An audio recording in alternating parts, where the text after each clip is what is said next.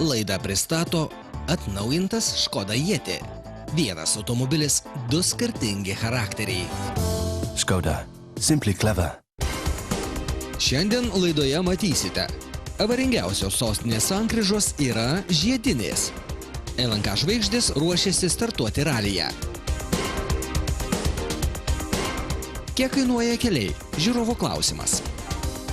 Birželio 3 tarptautinė saugaus elgesio pervažose diena.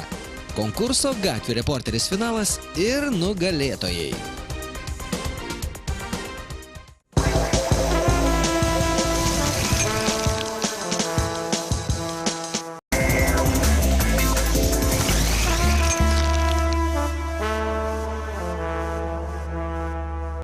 Laidą pristato atnaujintas Škoda Yeti.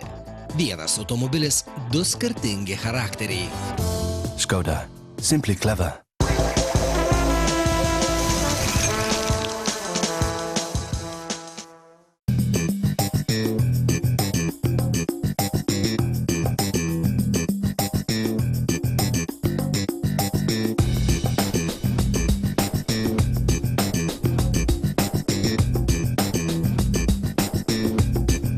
Draudimo ekspertai nustatė, kad net 3 iš 5 avaringiausių sostinės sankryžų yra žiedinės.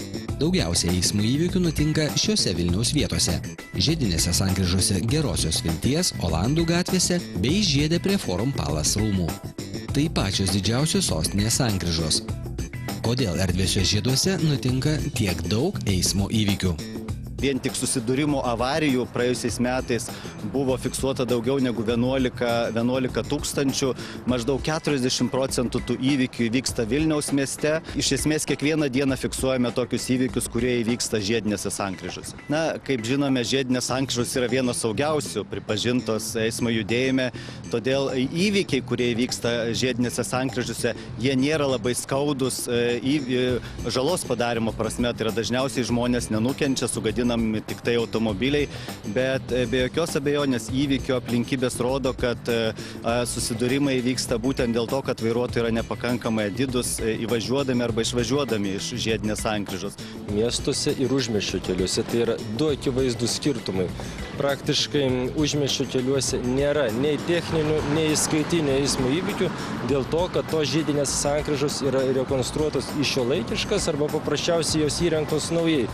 Tuo tarpu Vilniaus mieste ir kituose miestuose žiedinės sankryžos buvo įrengtos prieš daugelį metų ir jos nepritaikytos tokiam intensyviam eismui ir iš esmės jos yra nepralaidžios. Dėl to, kad diametras jų yra didelis, įvažiuojančios transporto priemonės greitis yra taip pat didelis, pagauna 40-50 iš karto važiuoja ir norėdamas vairuotojas įsiterpti į tą srautą, jis taip pat turi staigiai gazuoti tam, kad susilietų su bendru žiedo greičiu. Viena iš priežasčių turbūt mūsų požiūris į kelių eismo taisyklės, kad taisyklės yra gerai, bet jeigu man reikia, tai gal aš kažkiek pažiūrėkite, kaip viskas vyksta žieduose.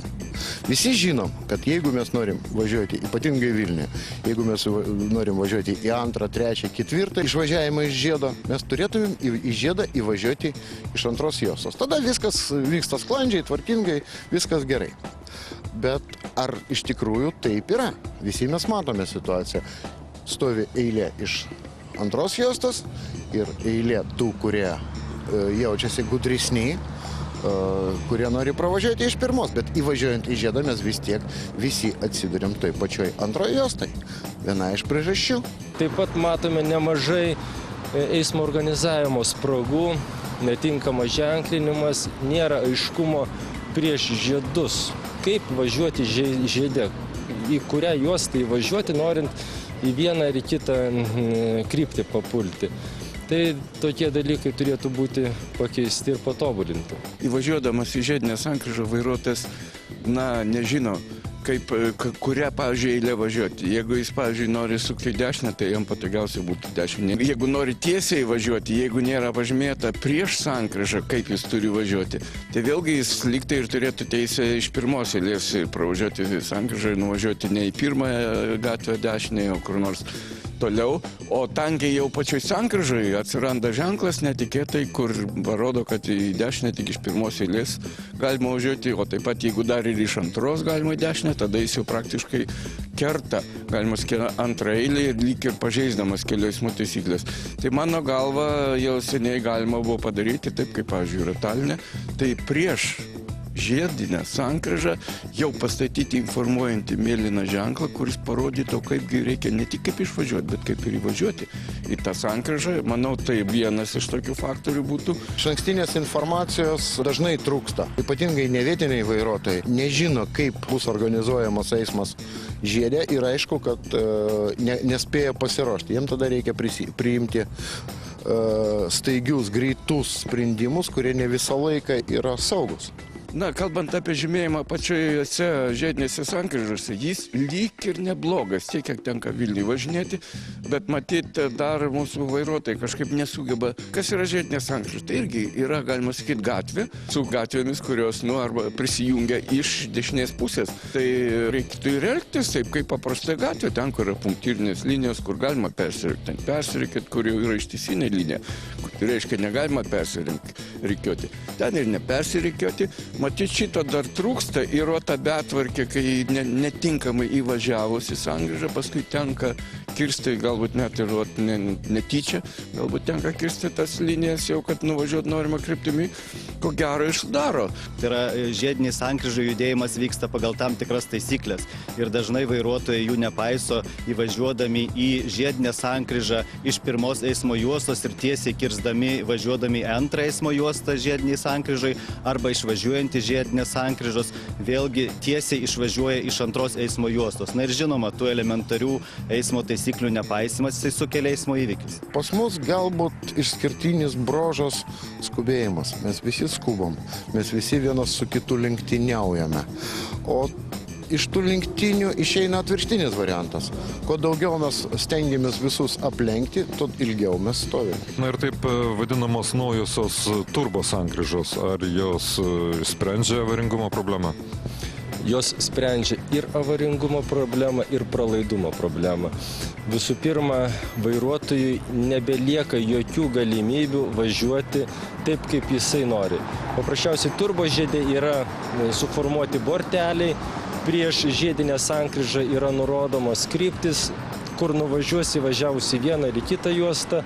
Tai yra vienas populiariausių žiedinių sankryžų tipų Olandijoje, dėl to, kad tai skaitoma pralaidžios, ypač saugios, visiškai aiškios vairuotojams, kaip važiuoti tokio tipo sankryžą.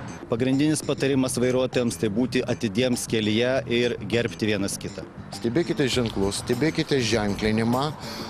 Pastebėjote, kad pas mus labai nedaug yra ištisinių linijų keliuose liko.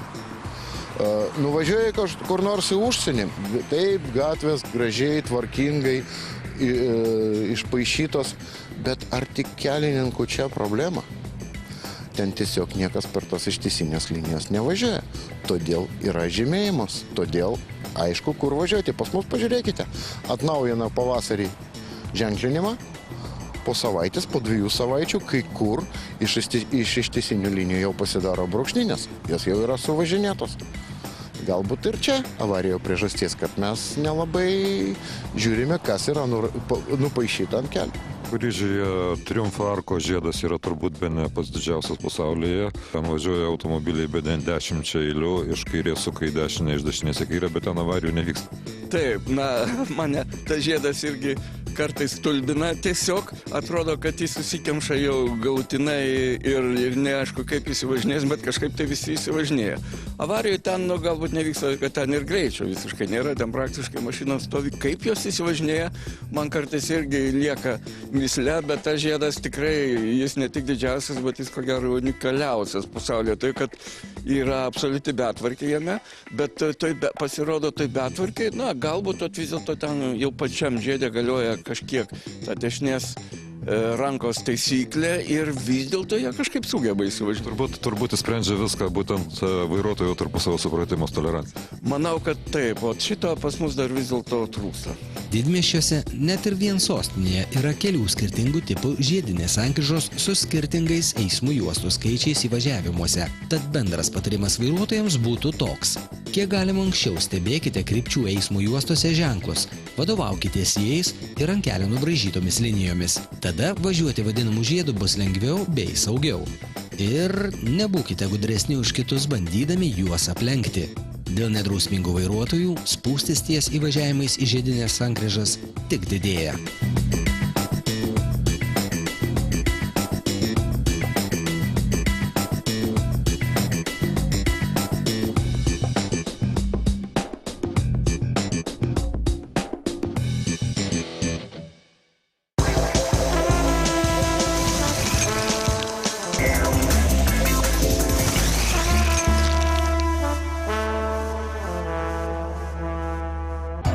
Laidą pristato atnaujintas Škoda Yeti.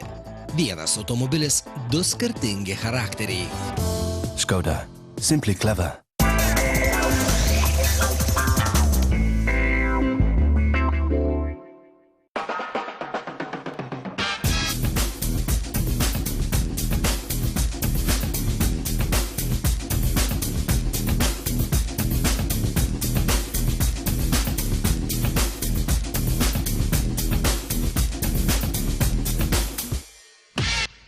Sveiki, noriu užduoti klausimą. Visai nesenai teko lankytis Austrijoje ir domėtis, kiek jie išleidžia degalų akcizo. Pasirodo, jie išleidžia visiškai tiek pat, kiek ir mes Lietuvoje, tačiau kelių kokybė nepalyginamai geresnė. Kodėl mes važinėjame vis dar duobėtais keliais, nesuremontuotais keliais ir kur dingsta mūsų mokesčių mokėtojų pinigai? Ačiū už atsakymą. Tai turbūt reikėtų pirmiausia pasakyti, kad ne visiškai teisybė, kad vienodi akcizai. Jeigu kalbant apie Austriją, tai Austrijoje 1000 litrų degalų akcizai didesni beveik 200 litrų tam skaičių litrų. Kita vertus, reikėtų pasakyti, kad Lietuvoje tik tai apie 45–48% akcizo įplaukų tenka keliams. Kitos lėšos sumokėtos vairuotojų perkant degalus pakliūna į bendrą biudžetą ir paskirstamos ūkio reikmėm kitom.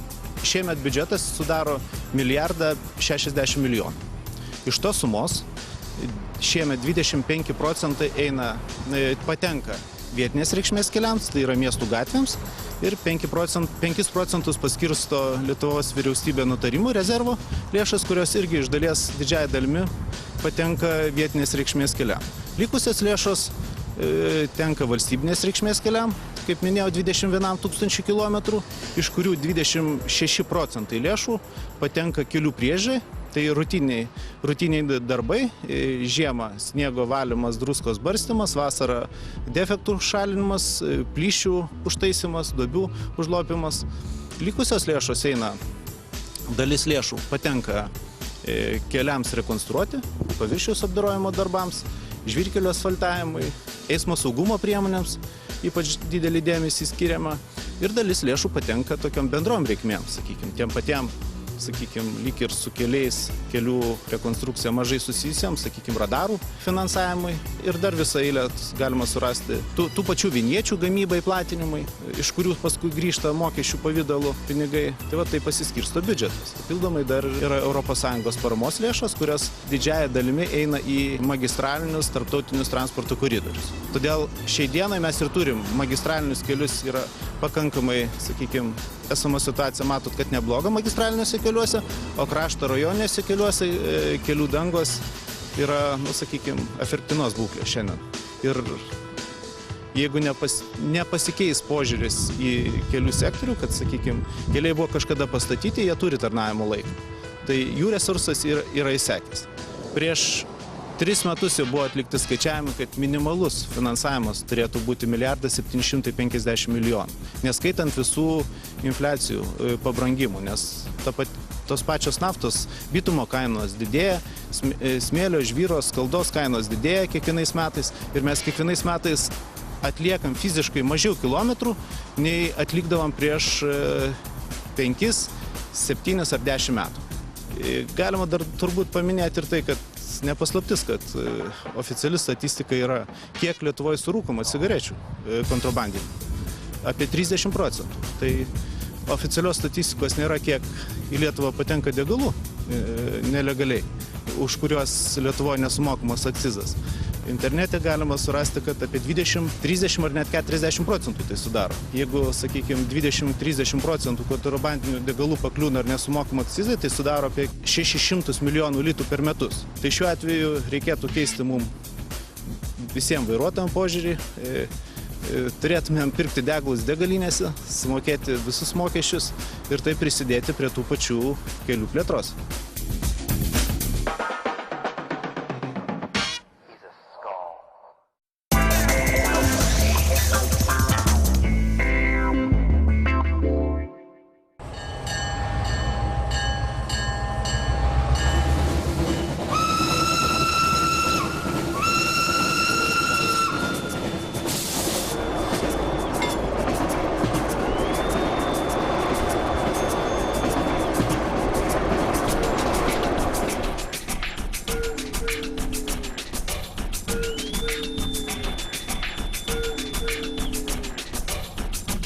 Birželio 3 yra tarptautinė saugaus elgesio pervažose diena. Besirūpindami saugumu, geležinkeliečiai įrengė Lietuvoje naujos kartos pervažas, kurios ir jaučia, ir mato. Tai nauja, labai moderni geležinkelio ir kelių sankirtų karta.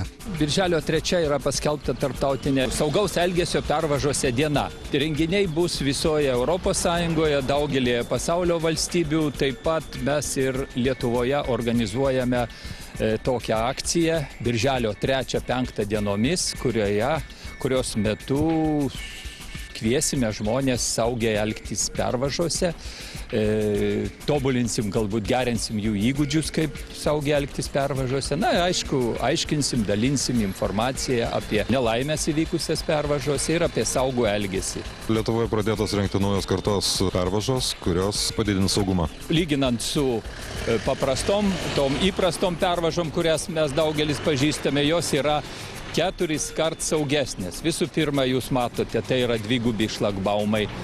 Mašina praktiškai neturi galimybės, nedrausmingas vairuotojas neturi galimybės apvažiuoti šlagbaumą ir įvažiuoti į pervažą.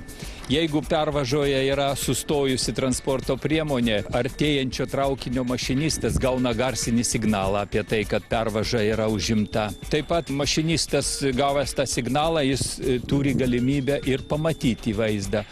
Maždaug atstumu iki 1,5 kilometro jau atsiranda mašinisto kabinoje vaizdas iš pervažos ir jis gali vizualiai įsitikinti, kokia kliūtis yra pervažoje ir pakankamai saugiai sustabdyti traukinį. Taip kad tikimės, kad šitos pervažos mums padės spręsti daugelį problemų susijusių su ribotų matomumų prieš pervažas. Netgi ir šitoj pervažoje jūs galite pamatyti, kad iš Vilniaus pusės kalnas užstoja matomumą. Artėjančio traukinio mašinistas tą pervažą gali pamatyti tik tai nedideliam atstume ir saugiai sustabdyti traukinį jis jau neturi techninės galimybės.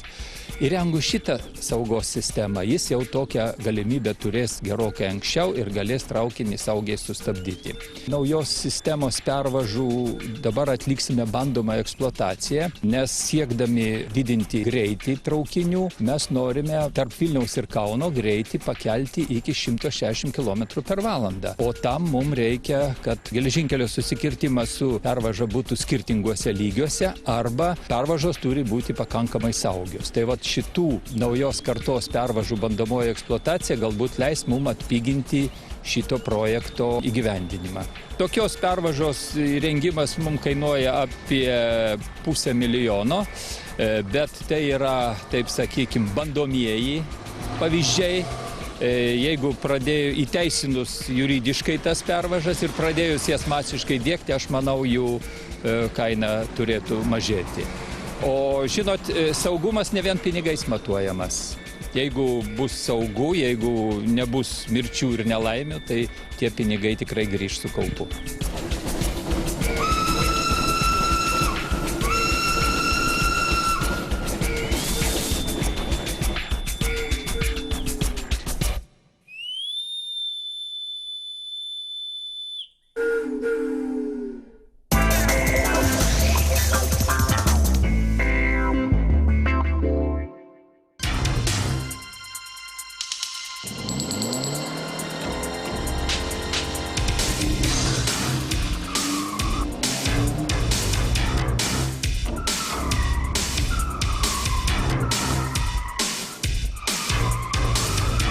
LNK laidų vedėjos Agnė Zakarevičienė ir Asta Žukaitė dirbs ne visai įprastą darbą. Jos taps lenktynininkėmis.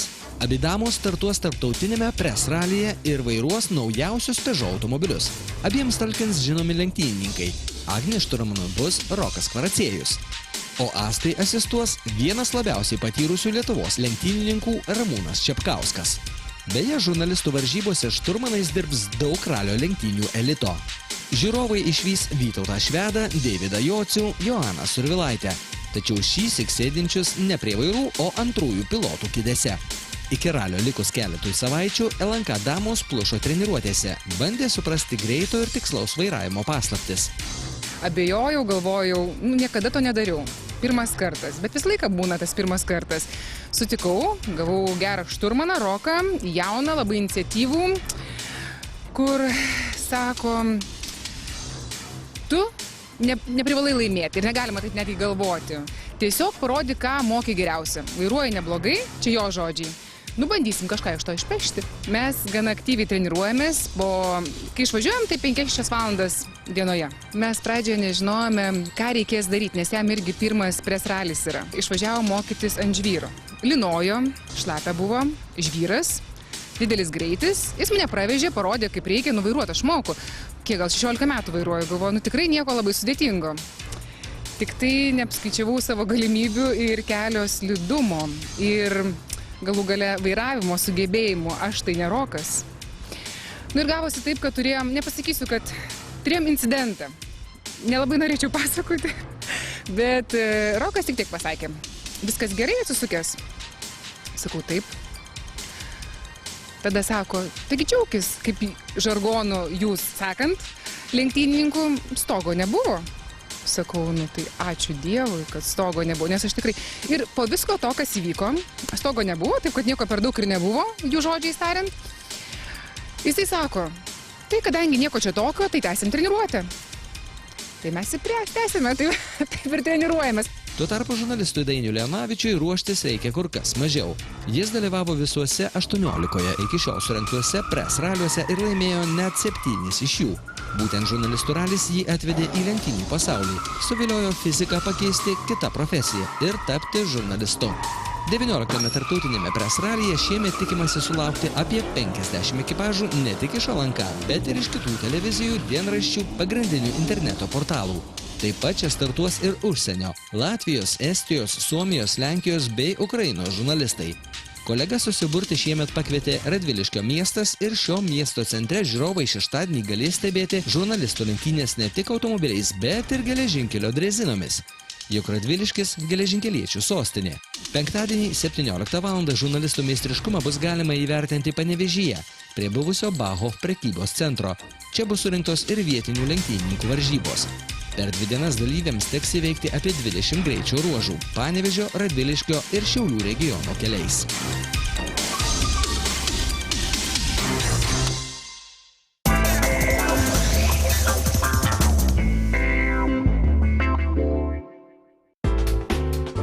Paskutinėje šio sezono gatvių reporterio rubrikoje sužinosite, kokie žiūrovų gatvėse ir keliuose nufilmuoti vaizdeliai komisijos nuomonė buvo pripažinti pačiais geriausiais.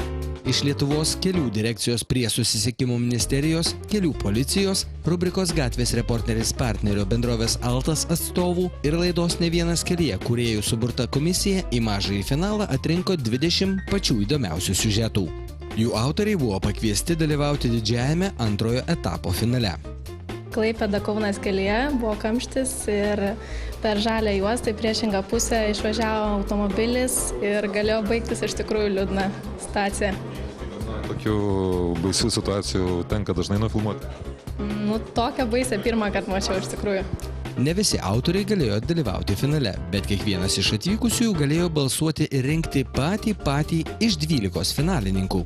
Galėjo rinkti ir tie, kurių vaizdeliai į 12 nepateko. 6. vietą užėmė Sauliaus atsiųstas vaizdelis, kuriame nufilmuota dviratininko nelaimė. Manau, puikus pavyzdys, rašo autorius, kodėl dviratį per perėją reiktų vestis šalia.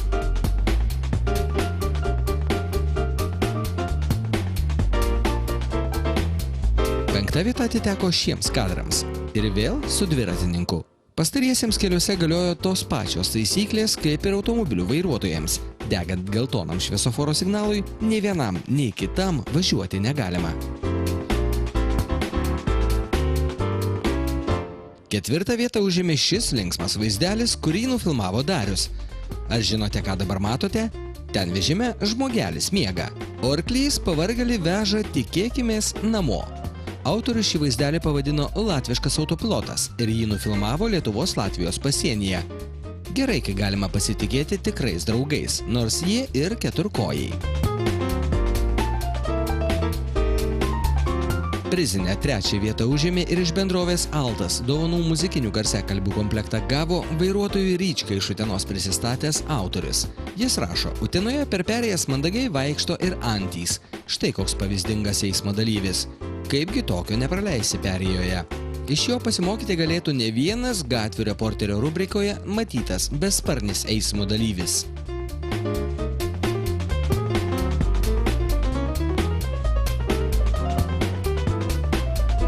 Antroje vietoje Indrės nufilmuota situacija primenanti filmą Pagirios 3, kurio herojus vežė priekaboje žirafą. Nors šiuose kadruose ne gyvūnas, tačiau pasekmės nemažiau įspūdingos. Indrė laimėjo bendrovės Altas prizą – universalią automatinę laisvų rankų pokalbių sistemą. Kur dažniausiai užfiksuojate blogų dalykų? Iš tikrųjų, galiu pasakyti, tiek Kaune, tiek Žemaitijoje, mano gimtajame mieste Mažeikiuose yra nemažai tokių įvykių įvykę, kurių neatsinčiau jums.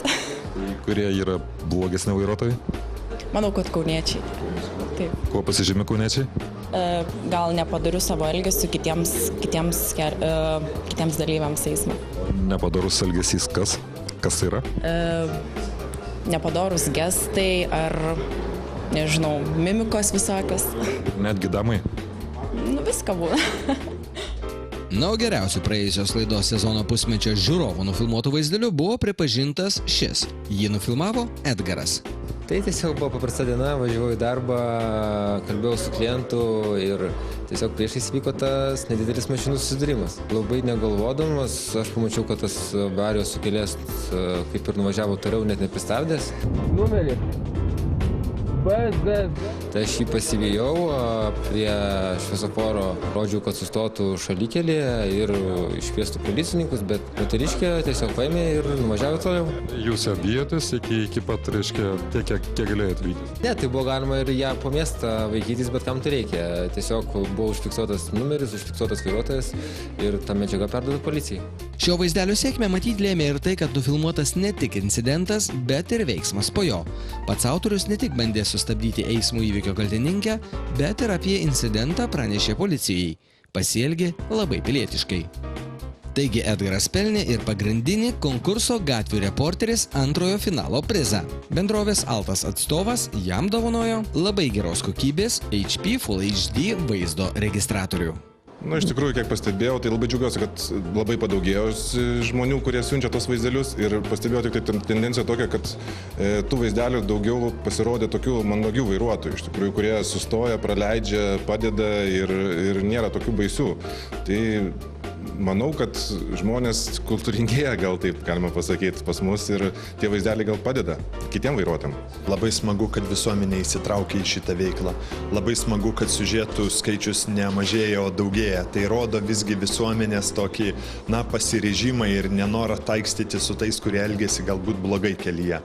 Ir aišku, smagu pastebėti taip pat, kad patys siužetai irgi tobulėja. Ir netgi pagirimą galėčiau pasakyti ir laidos kūrėjam, kurie pritaiko tam tikras interpretacijas, paaiškina kelių eismo taisyklių reikalavimus ir panašiai. Aš manau, kad į rudenį bus tęsiama šita tradicija. Tikiu, kad ji gali virsti tradiciją ir lauksim dar didesnio ažiotažo, susidomėjimo.